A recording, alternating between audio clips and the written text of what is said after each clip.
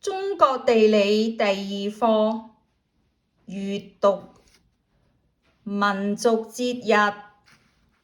一、那特慕。那特慕大會是蒙古族的重要活動，也是重要的節日。每年的7、8月，內蒙古草原百花開放，大草原上舉行那特慕大會，主要活動是騎馬、射箭和摔跤比賽。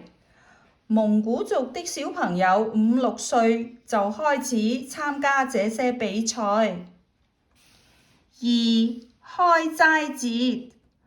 開齋節是回族的主要節日。過節時，回族人穿上乾淨的衣服，到清真寺參加會禮。家家戶戶都做好吃的油香。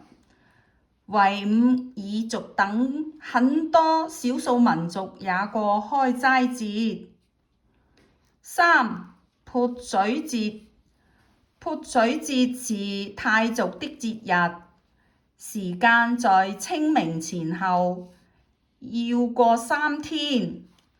每到潑水節，人們相互潑水、唱歌、跳舞、賽龍船，十分熱鬧。